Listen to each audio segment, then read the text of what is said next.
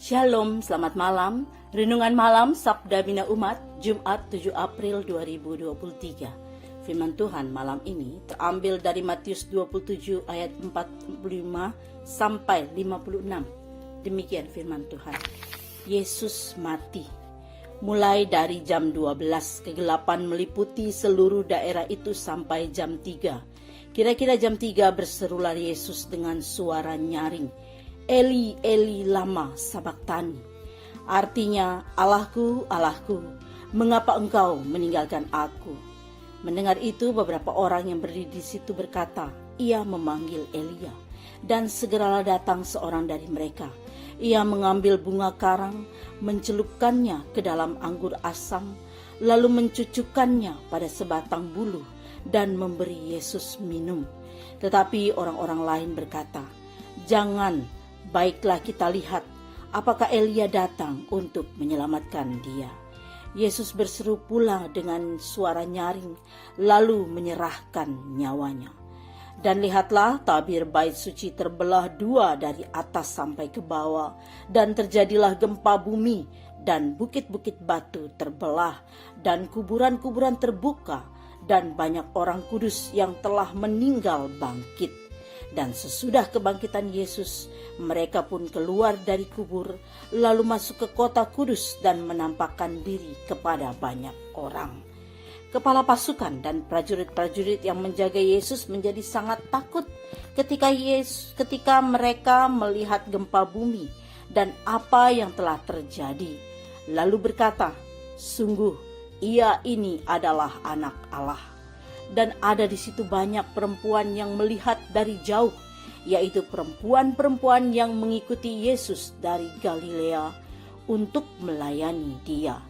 Di antara mereka terdapat Maria Magdalena dan Maria ibu Yakobus dan Yusuf dan ibu anak-anak Zebedeus. Demikian firman Tuhan. Renungan malam ini bertema Allah memuliakan Yesus dalam kematiannya di kayu salib. Sebagai anak manusia yang sedang menderita di atas kayu salib, Yesus pun berteriak keras, Eloi, Eloi, lama sabachthani, yang artinya Allahku, Allahku, mengapa engkau meninggalkan aku? Benarkah Allah meninggalkan Yesus tergantung di atas kayu salib?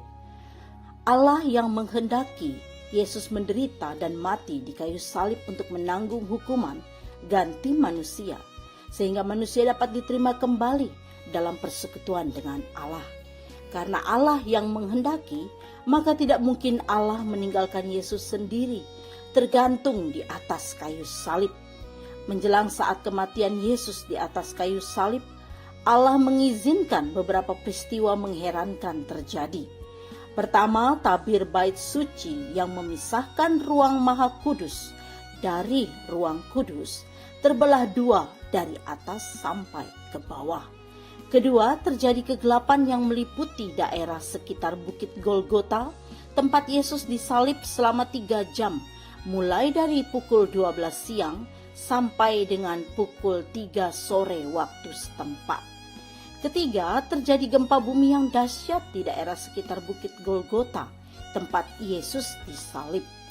Melalui peristiwa-peristiwa itu Allah mau mengatakan bahwa Yesus sama sekali bukan seorang penjahat berbahaya. Pengakuan itu diucapkan oleh kepala pasukan dan prajurit-prajurit yang ikut terlibat pada peristiwa penyaliban Yesus. Kepala pasukan dan prajurit-prajuritnya yang menjaga Yesus menjadi sangat takut ketika mereka melihat gempa bumi dan apa yang telah terjadi. Lalu berkata, sungguh ia ini adalah anak Allah. Terkadang Allah berkenan atas penderitaan luar biasa yang dialami umatnya. Jika mengalami kondisi seperti itu, yakinlah bahwa Allah tidak pernah membiarkan kita sendiri. Ia selalu hadir dan selalu siap menolong kita. Doa malam ini, Bapa di sorga, Engkau adalah Bapa pengasih. Engkau tetap bersama Yesus dan memuliakannya di salib. Amin. Demikian renungan malam ini, selamat beristirahat. Tuhan Yesus memberkati.